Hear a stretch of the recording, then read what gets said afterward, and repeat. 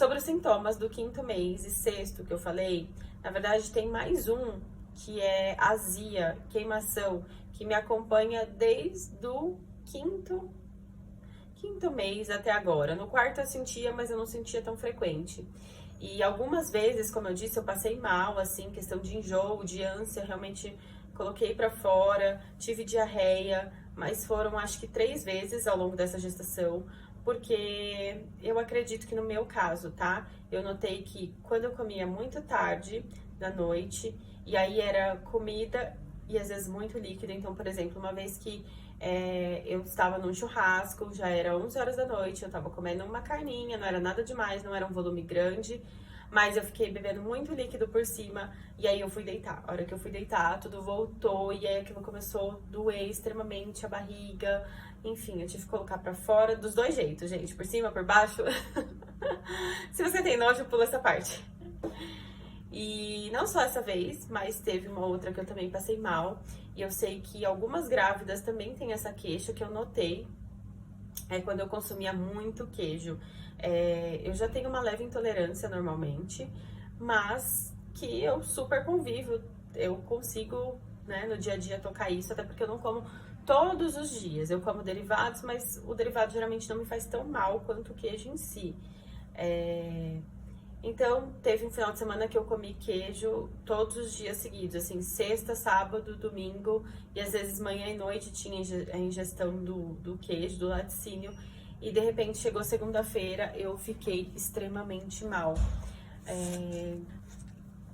Você fica entupida mesmo, e aí dói tudo, dói uma cólica, assim, eu achei que realmente, de repente, eu ia perder a bebê. Teve uma vez, uma outra de gorfar e ter diarreia. Assim, a gente tem que tomar muito cuidado com a alimentação, tá? Esse é outro gancho que eu quero deixar aqui. Cuidado com o que você se alimenta. A gente sabe que gerando uma vida, a gente tem que se alimentar o melhor possível, o mais saudável possível. Isso significa um monte de regrinha aqui que nem eu mesma cumpro. E olha que eu faço acompanhamento com nutricionista também.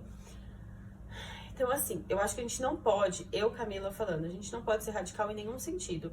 Nem colocar o pé na jaca pensando, é só gestação, eu tô com desejo e depois eu vou perder. Você pode não perder esse peso e, além de tudo, você tá passando nutrientes pro seu bebê que, de repente, não é o ideal. Ele precisa de outras coisas. Se você come saudável na maior parte do tempo e se alimenta com algumas coisas, algumas besteirinhas e tudo mais, com doce, com refrigerante, ao meu ver, ok, desde que você também não tenha já nenhum quadro de diabetes, alguma coisa assim. Mas isso é eu, Camila, falando, porque eu acho que também tem que ter esse equilíbrio. A minha médica falou um negócio muito interessante, a minha obstetra, né, falou um negócio muito interessante que é verdade. O bebê, ele vai pegar todos os nutrientes que ele precisa daquilo que você come. Então, de repente, ele vai pegar todo o seu ferro, ele vai pegar todas as vitaminas que ele precisa e você vai ficar sem. E assim, tem vários problemas nisso. Tem um problema na gestação, se você tiver falta de ferro, você vai ter que suplementar, e às vezes a suplementação oral não é necessária, você vai ter que tomar na veia o ferro por semanas antes do parto, sabe? Eu também conheço uma pessoa próxima a mim que passou por isso, e eu fiquei bem assustada, porque realmente é desagradável. Imagina toda semana você ser furada e ter que, né, fazer o acesso com ferro intravenoso toda semana para garantir que no parto, né, como a gente perde muito sangue, para garantir a sua saúde. Então, assim, gente, é óbvio, né, ser radical para os dois lados não vai fazer bem, é o equilíbrio. Mas é ter essa consciência que a gente precisa buscar realmente fazer aquilo que é correto. Então, se informe, também não deixe só pro médico, porque às vezes o médico tá tão na rotina, no dia a dia, e ele pode esquecer, gente. Ele é um ser humano, ele é um médico, mas ele é um ser humano. Então, dê uma pesquisada sobre os exames que você tem que fazer, as vacinas que você tem que tomar, sobre o que outras grávidas passaram, e aproveite os momentos para discutir com o seu obstetra, né? Ver se aquilo se aplica para você, se não se aplica, se de repente você tem que tomar aquela vitamina, se não tem, no seu caso, pra gente evitar, minimizar os impactos, né? Mas eu confesso que agora, eu no 7º mês, Eu dei uma engordadinha boa até aqui. No começo, até acho que o 5º mês, estava bem equilibrado. Aí eu saí de férias em janeiro e deu uma desandada no negócio. Vou falar que eu levei uma bronquinha da minha nutricionista. Então eu vou mudar aqui a estratégia, obviamente é por acompanhamento da minha nutricionista. Ela tem os critérios dela e no meu caso foi, né, apesar de acreditar que eu vou perder peso muito rápido após o parto, ela sabe que daqui pra frente, né, do 7º mês até o 9º, além de você engordar mais, porque o bebê tá ganhando peso, você incha muito. Para isso não ser tão danoso, ela quer que eu faça esse controle também, não só do peso, mas principalmente da saúde, gente, porque o risco agora também é muito grande de ter uma diabetes gestacional, né? E às vezes, né, a gente escuta muitas mulheres também por aí falando, eu não tô preocupada com o meu peso e tudo bem. Gente, não é uma questão de estética, porque às vezes se a gente engorda muito, até no ultrassom, os médicos falam que tem dificuldade para ver o bebê e isso pode atrapalhar o crescimento do bebê. Então não é saudável você engordar muito e se você engordou muito, essa precisa ser uma preocupação. Se você tem engordado muito, não seja negligente nesse ponto de pensar só em você, depois eu recupero ou não tô nem aí, se eu engordar e tudo bem. Pense no seu bebê, porque, né, o percentil dele precisa ser bom, precisa estar naquele padrão. Então, e isso faz parte, o controle de peso e uma atividade física faz parte para uma boa gestação, ok? Essa é a minha dica. Ainda no assunto de alimentação, eu acho que a dúvida de muitas pessoas é se, né, o que eu posso comer, o que eu não posso comer, tem restrições alimentares durante a gestação e de forma geral, porque eu não sou nutricionista, então não tô prescrevendo dieta, eu não quero falar também. Eu não quero criminalizar alimentos aqui, mas existem alguns alimentos que não são recomendados para grávida, tá? Refrigerante é um deles. Eu confesso que no meu caso eu tomo de final de semana, mas eu sempre divido, é uma dose relativamente pequena, porque eu compro uma latinha e eu divido com meu esposo, então também, sabe? É só assim, durante aquela refeição especial, mas não é recomendado, tá? Outras coisas que não são recomendáveis para grávida são chás. Tem que tomar muito cuidado. Chá preto, que é... Nossa, agora esqueci o nome. Mas chá mate, chá verde também, ele tem algo que é mais forte. Esses tipos de chá, gente, eles podem ser abortivos. Canela é abortivo, a gente não pode consumir. Não é que... Sei lá, se você comer um churros um dia, não vai te acontecer nada. Mas se você faz uso de canela, de repente, sabe aquela pessoa que come banana com canela todo dia?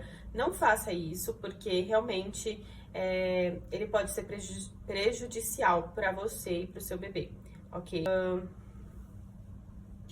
No meu caso, o excesso de queijo também eu notei que não é uma coisa que me faz muito bem. Então, não é que ele seja proibido, mas a gente tem que notar...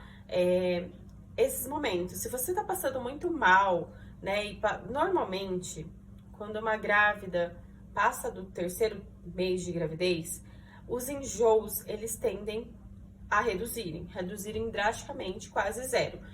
Pode ser que você seja a pessoa que tem azar, que vai ter enjoos até o final da gestação, mas tenta fazer um cronograma da sua alimentação, anotar o que você tá comendo, gente.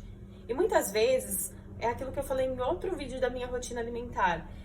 Às vezes a gente acha que a gente comeu um determinado alimento aqui no almoço e aí a gente vai passar mal à tarde e aí, sim, vai ser fácil associar que foi aquilo que a gente almoçou. Mas o nosso corpo demora para metabolizar esse alimento.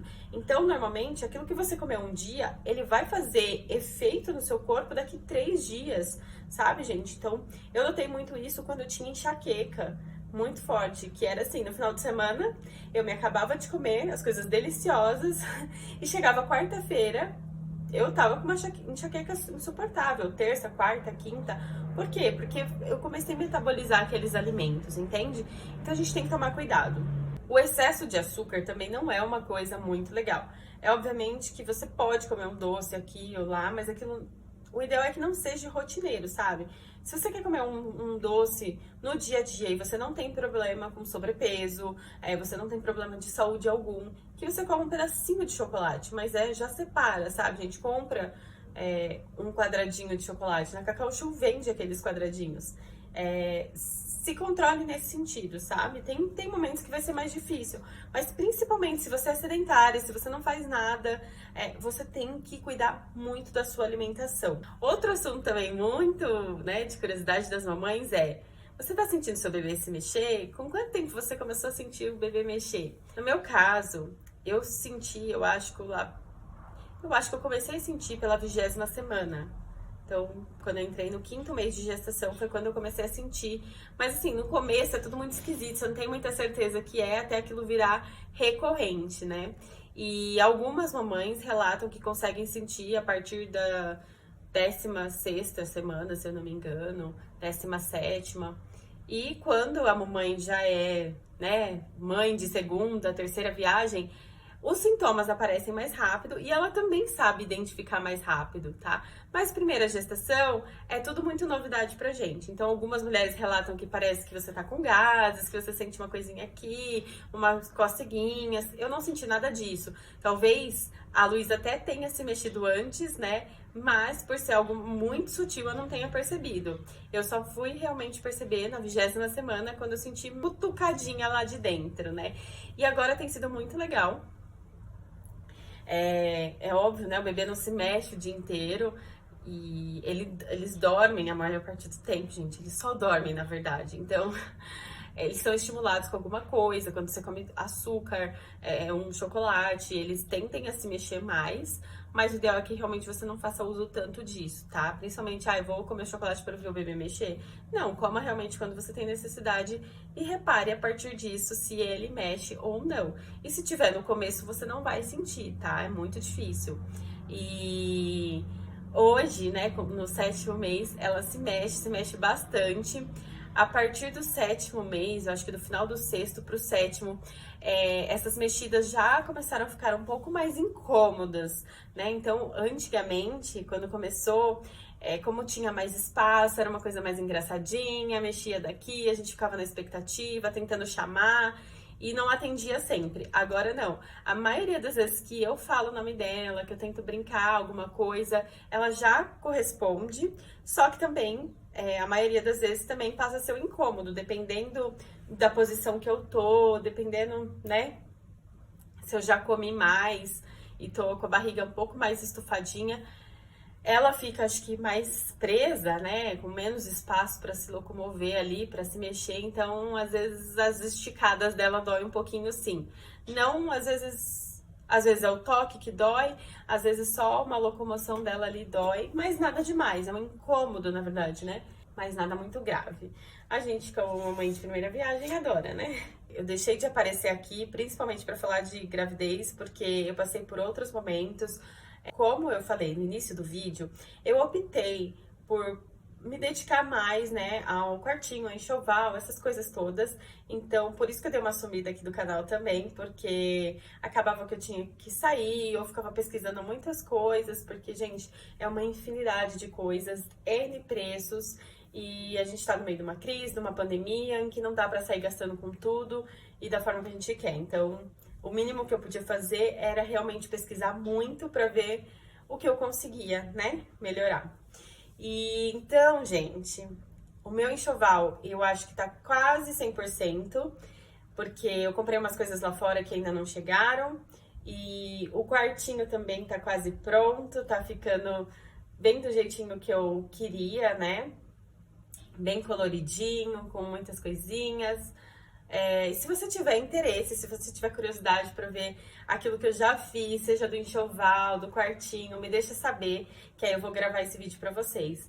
Mas, pessoal, eu preciso da interação de vocês. Comenta aqui, me deixa saber se vocês gostaram desse tipo de vídeo. O que vocês têm de curiosidade, talvez se eu não fui muito clara em algum assunto que eu abordei nesse vídeo, ou se vocês têm curiosidade para saber de outras coisas na minha gestação, também me deixa saber aqui, comenta, deixa o seu joinha, tá? Que eu vou adorar. Eu quero conversar com vocês realmente. Eu ganhei novos inscritos, sejam muito bem-vindos. Eu estou muito feliz por esse momento. Deixe seu like aqui, deixe seu comentário, se inscreva se você ainda não é inscrito e mande esse vídeo para alguém, para alguma mamãe, para alguma colega, para compartilhar esse momento que você ou a colega esteja vivendo. É isso, um beijo, até mais. Tchau, tchau. Espero vocês no próximo vídeo.